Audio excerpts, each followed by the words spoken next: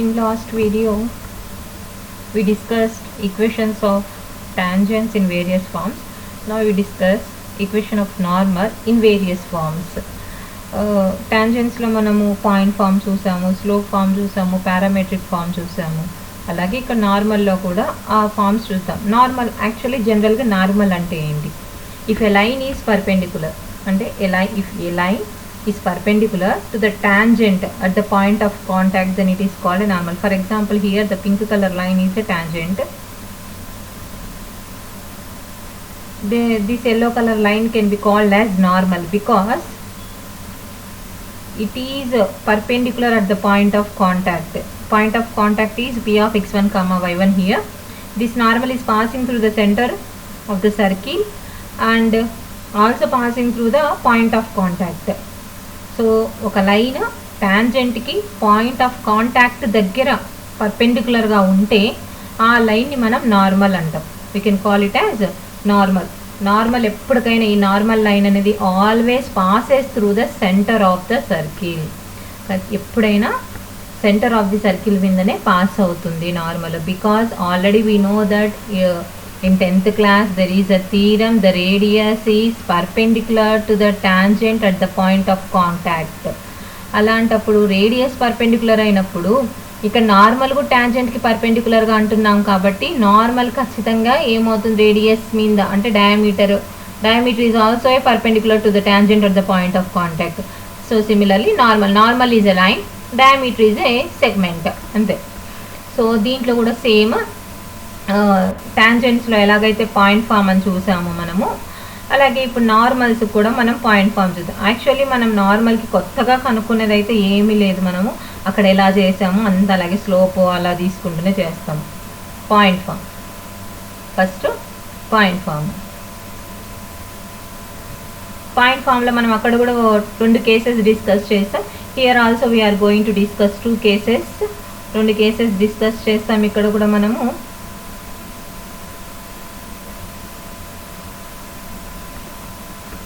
ఆ 2 కేసెస్ ఏంటంటే, first case already ఇక్కడ నేను C of H comma K అంటున్నా కదా. హెచ్ కామా కే అంటే ఇంకా మనము minus G comma minus F, centre is minus G comma minus F and P is x1 comma y1. Equation of normal at P of x1 comma y1. ఈ P of x1 comma y1 దగ్గర equation of normal ఏమవుతుంది? ఈ సర్కిల్కి center నేనేం తీసుకుంటున్నా minus G comma minus f అని తీసుకుంటున్నా అంటే automatically the circle will become general equation of circle కదా.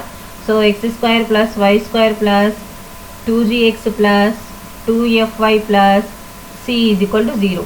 ఇది సర్కిల్ యొక్క ఈక్వేషన్ మనం తీసుకుంటున్నది. సో సి పాయింట్ తెలుసు, పి పాయింట్ తెలుసు. సో స్లోప్ ఆఫ్ సిపి యొక్క స్లోపే మనకేమవుతుంది? ఇక్కడ నార్మల్ లైన్ యొక్క స్లోప్ అదే అవుతుంది కదా. It will become slope of normal లైనే కదా, slope of normal line. So slope ఏంటి? y2 minus y1 by x2 minus x1. So y2 minus y1 అంటే y2 అంటే ఇంకా ఇక్కడ y1 అని అర్థం. y1 అంటే ఇక్కడ ఏంటి అర్థము? Minus f, minus into minus ఏమవుతుంది? Plus y1 plus F by x1 plus g. This is the slope of CP. ఇప్పుడు ఈక్వేషన్ ఆఫ్ నార్మల్ పాసింగ్. ఇప్పుడు ఈ నార్మల్ లైన్ ఖచ్చితంగా P of point of contact P of x1 comma y1 మీద pass అవుతుంది కదా.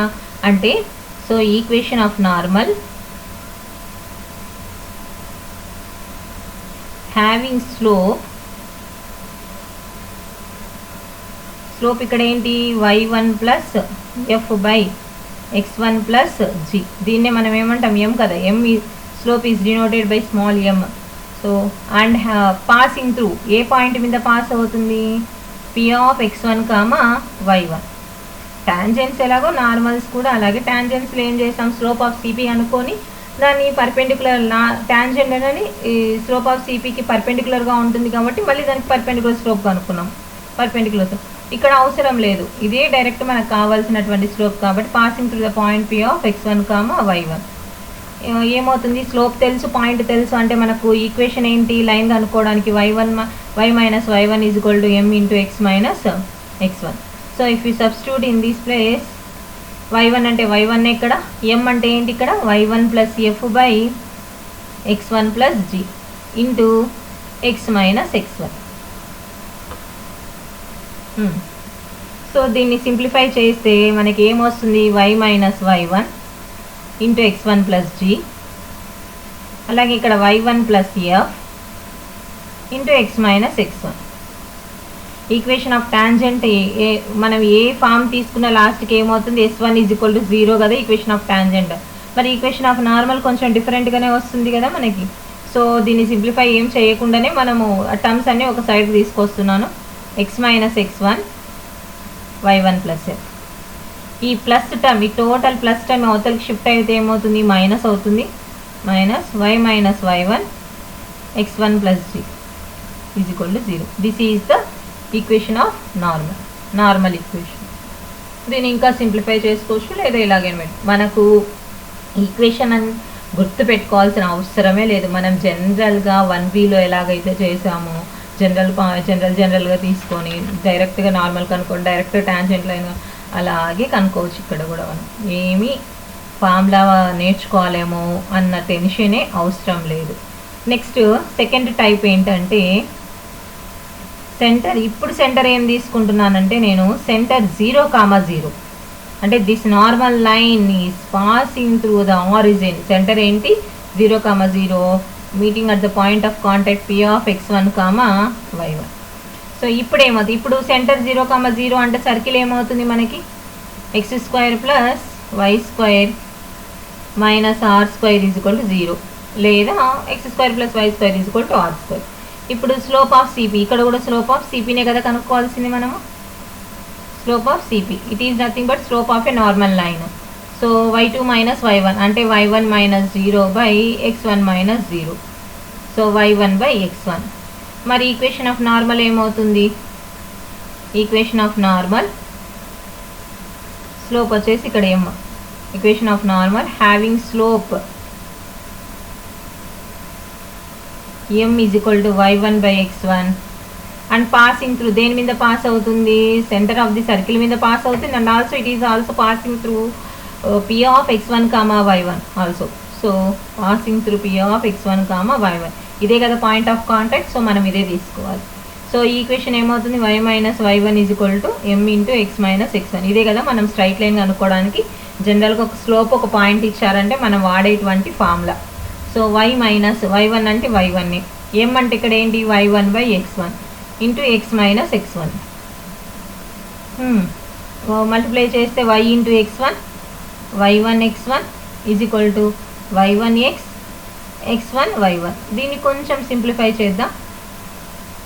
Simplify చేస్తే ఇంకా ఇక్కడ అన్ని టర్మ్స్ ఎక్స్, సో ఈ టర్మ్స్ అన్నిటిని అవతలకు షిఫ్ట్ చేసాం అనుకోండి. అవతలు ఉన్న ఫస్ట్ టర్మ్స్ రాద్దాం, x y1 minus x1 y1, అలాగే ఈ మైనస్ yx1 మైనస్ టర్మ్ యువతలకు వస్తే plus x1 y1 is equal to 0. Plus x1 y1 minus x1 y1 cancel. So xy1 minus x1y is equal to 0. This is the equation of normal. ఇది ఏంటి, equation of normal. మనకు అక్కడ equation of tangent ఏమొచ్చింది, అక్కడ మనకి అక్కడ కూడా equation of tangent మనకి ఏమొచ్చింది, అక్కడ వచ్చేసి మనకి x(x1) plus tangent equation of tangent centre 0,0 అయినప్పుడు x(x1) plus y(y1) is equal to r². అక్కడ మనకు వచ్చినటువంటి ఈక్వేషన్ ఆఫ్ టాంజెంట్. ఇక్కడ నార్మల్ ఏమొచ్చింది, xy1 minus x1y is equal to 0.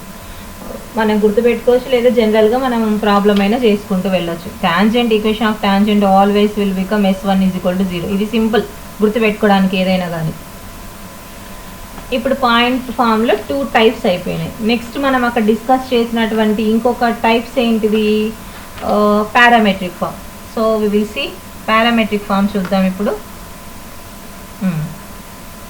Parametric ఫామ్లో కూడా ఇక్కడ మనము 2 కేసెస్ చెప్పుకోవచ్చు. ఒకటి సెంటర్ 0,0 తీసుకొని చెప్పుకోవచ్చు, ఇంకొకటి సెంటర్ -g, -f తీసుకొని చెప్పొచ్చు. ఈక్వేషన్ ఆఫ్ టాంజెంట్స్లో సెంటర్ మనం ఏం తీసుకున్నాం, 0,0 తీసుకున్నాం పారామెట్రిక్లో. సో ఇక్కడ కూడా నేను సెంటర్ ఏం తీసుకుంటున్నా, 0,0. పాయింట్ ఆఫ్ కాంటాక్ట్ ఏంటి, P ఆఫ్ x1,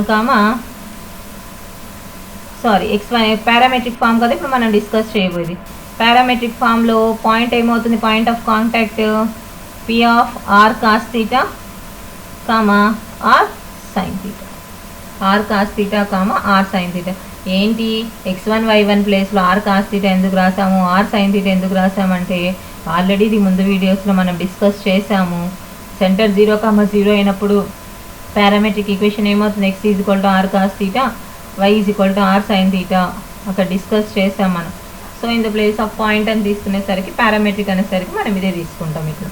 so now we are discussing about second type parametric form. దీంట్లో కూడా 2 సెంటర్స్ తీసుకోవచ్చు. ఒకటేమో సెంటర్ 0,0, ఇంకొక సెంటర్ ఏమో -g, -f. సో నేను కేవలం 0,0నే తీసుకొని చెప్తున్నాను. -g, -f same as usual proceeding. ఇందాక ఎలాంటి ప్రాసెస్ అయితే చేసాం అలాంటి ప్రాసెస్ ఇక్కడ కూడా. సో ఇక్కడ సెంటర్ 0,0 అంటే సర్కిల్ ఏమైనట్టు x² + y² = r² is the required circle. So slope of CP అంటే నార్మల్ లైన్ యొక్క స్లోప్ కనుక్కోవాలి కాబట్టి m = స్లోప్ ఆఫ్ సిపి ఏంటి y2 - y1 / x2 - x1 అంటే r sin θ - 0 / r cos θ - 0 అంటే ఇక్కడ ఏమవుతుంది, m = r sin θ / r cos θ. r cancel అయిపోతుంది, మిగిలేది ఏంటి మనకి sin θ / cos θ. స్లోప్ తెలుసు, పాయింట్ తెలుసు. ఈక్వేషన్ ఆఫ్ నార్మల్ రాయొచ్చు కదా ఇంకా మనము. ఈక్వేషన్ ఆఫ్ నార్మల్ ఈజ్ ఏంటి, y - y1 = m × x - x1. ఇక్కడ x1 y1 అంటే r cos θ, r sin θ అవి సబ్స్టిట్యూట్ చేసుకోవాలి. y1 అంటే r sin θ, m అంటే sin θ / cos θ, x - r cos θ. cos θని మనం అక్కడ క్రాస్ మల్టిప్లికేషన్ చేసుకుంటే y cos θ - r cos θ sin θ = x sin θ - r cos θ sin θ. Both sides -r cos θ - r cos θ sin θ cancel అవుతుంది. So మిగిలేది ఏంటి, y cos θ = x sin θ. So plus y cos θ అవతలకి వస్తే మనకి ఏమవుతుంది, y cos θ అవుతుంది. So this is the equation of normal in parametric form. అదే అక్కడైతే మనం ఏం డిస్కస్ చేసాము, పారామెట్రిక్ ఫామ్లో ఈక్వేషన్ ఆఫ్ టాంజెంట్ ఏమైంది, x cos θ + y sin θ = r. అక్కడ x cos θ equation of tangent ఏంటి, x cos θ + y sin θ = r. Parametric ఫామ్లో ఈక్వేషన్ ఆఫ్ టాంజెంట్ ఇది. ఇదే పారామెట్రిక్ ఫామ్లో నార్మల్ ఏమైంది, రివర్స్. ఎప్పుడైనా కోఎఫిషియెంట్స్ రివర్స్ అవుతాయి కదా, పర్పెండిక్యులర్ లైన్స్ యొక్క కోఎఫిషియెంట్స్, x యొక్క కోఎఫిషియెంట్ yగా మారిపోతుంది, y కోఎఫిషియెంట్ xగా మారిపోతుంది. అయితే x యొక్క కోఎఫిషియెంట్ yగా మారేటప్పుడు ఏం తీసుకుంటుంది, మైనస్ తీసుకుంటుంది. ఈ కాన్స్టాంట్ అనేది మాత్రం చేంజ్ అవుతూ వస్తుంటుంది. This is the parametric form మనకి. సో మెయిన్గా మనకి ఈక్వేషన్స్ ఆఫ్ నార్మల్స్లో ఈ 2 చాలు. స్లోప్ ఫామ్ అయితే కనుక అంత ఇంపార్టెంట్ ఏం కాదు స్లోప్ ఫామ్, అది జనరల్గానే మనం ప్రాబ్లం చేసుకుంటూ వెళ్ళిపోవచ్చు. ఈక్వేషన్స్ ఆఫ్ నార్మల్లో స్లోప్ ఫామ్ దగ్గరికి వచ్చేసరికి these are the types of equations of normal. Next topic వచ్చేసి equation of chord. Equation of a chord అంటే తెలుసు కదా మీకు, the line segment joining the 2 points on the circle. ఇక్కడ బ్లూ కలర్ లైన్ని సర్కిల్ అనుకున్నాం. Letter s = 0. సెంటర్ని ఏమనుకుంటాం, c అనుకుంటాం. Already we know that this is a, this is b. AB is the required chord here. ఈ violet కలర్లో ఉన్నటువంటి AB is the required chord. We know that AC ఏమవుతుంది, radius అవుతుంది. CB కూడా ఏమవుతుంది, రేడియస్ అవుతుంది. ఆల్రెడీ మనం 9th క్లాస్లో టాపిక్ డిస్కస్ చేసాము. ఒక కార్డ్కి సెంటర్ నుంచి పర్పెండిక్యులర్ లైన్ గీస్తే ఆ కార్డ్ని అది ఏం చేస్తుంది, బైసెక్ట్ చేస్తుంది, అంటే సగానికి సగంగా విడగొడుతుందని తెలుసు. సో విడగొట్టే పాయింట్ ఏమనుకుంటాం, m అనుకో, అంటే m is the mid point of AB అని అర్థం. ఇక్కడ m is the mid point of AB. ఈ CMని ఏమంటామంటే perpendicular distance from C to AB line, from the centre to AB perpendicular. అంటే ఇక్కడ AB అనేది length of the card, AB అనేది length of the card, M అనేది mid point అవుతుంది. M is the mid point of AB. D అనేది perpendicular distance from C to AB, from centre to AB, AB లైన్కి. Next CA CB ఏంటి మనకి ఇక్కడ radius, CA CB will become radius. Equation of chord ఏమవుతుంది? Equation of chord. సరే, length of the chord గురించి మాట్లాడితే, length of the chord మనము already lower క్లాసెస్లో మనకి బాగా తెలుసు. ఆల్రెడీ ముందు మనం length of X intercept, length of Y intercept కూడా చూసాము. లెంత్ ఆఫ్ ది కార్డ్ అంటే కనుక మనకి ఇక్కడ బాగా గమనిస్తే, సో ఇక్కడ ట్రయాంగిల్ ఏసీబీ తీసుకున్నాను అనుకోండి నేను. ఇన్ ట్రయాంగిల్ ఏసీఎం తీసుకున్నాను అనుకోండి. It is a right angle triangle కాబట్టి hypotenuse square is equal Pythagoras theorem apply చేస్తే AC square is equal to AM square plus CM square. AC అంటే రేడియస్, ఏఎం అంటే తెలీదు, సిఎం తెలుసు ఇక్కడ డి అని. నాకు కావాల్సింది ఏఎం స్క్వేర్ కదా, అంటే R square minus D square. So AM is equal to square root of R square minus D square. Already we know that M అనేది మిడ్ పాయింట్ ఆఫ్ ఏబి అని, అంటే ఏఎం ఈజ్ ఈక్వల్ టు ఏమవుతుంది? MB అవుతుంది. అంటే ఇది కూడా ఏమవుతుంది? Square root of R square minus D square. అప్పుడు లెంత్ ఆఫ్ ది కార్డ్ ఏమవ్వాలి? దీని లెక్క ప్రకారం మనకి లెంత్ ఆఫ్ ది కార్డ్ అంటే ఏబి కదా. ఏబి అంటే అర్థం ఏంటి? AM plus MB. ఏఎం అంటే కూడా root of R square minus D స్క్వేరే, ఎంబి అంటే కూడా root of R square minus D స్క్వేరే. సో మొత్తం ఎన్ని ఉన్నాయి? 2 times of root of r square minus d square. This is the length of the chord. Length of the chord. Next, equation of chord. Equation of chord is nothing but equation of tangent అని అనుకుంటాం ఇక్కడ. Equation of tangent ఏంటి మనకి? Equation of the it is equal to equation of tangent కి equal అవుతుంది. This is nothing but equation of tangent. Equation of tangent అంటే S1 కదా, అంటే S1 is equal to 0. This is the equation of tangent. So equation of card కూడా ఏంటి? S1 is equal to 0. ఎందుకు అవుతుంది అంటే టాంజెంట్ లైన్ లోపలికి move అయ్యే కొద్దీ సేమ్ కార్డ్గా మారిపోతుంది కదా. అంటే టాంజెంట్ అనేది టచ్ చేస్తుంది, a chord is nothing but chord పైన లైన్ డ్రా చేస్తే అది సికెంట్ అవుతుంది. సో కార్డ్ అనేది లైన్ సెగ్మెంట్, సికెంట్ అనేది line. So equation of tangent S1 is equal to 0 అయినప్పుడు అది కొంచెం లోపలికి మూవ్ అయ్యింది అనుకోండి, అది కార్డ్ అయిపోతుంది. సర్కిల్ 2 పాయింట్స్ దగ్గర టచ్ చేసుకుంటారు, అంటే ఏబి దగ్గర. So it will become equation of card కూడా ఏమవుతుంది? Equation of tangent it is nothing but S1 is equal to 0. దీనికి ఎలాంటి ప్రూఫ్ అవసరం ఏం లేదు. ఇది మనకి కొంచెం ఇంకా మెయిన్ టాపిక్స్ ఉన్నాయి.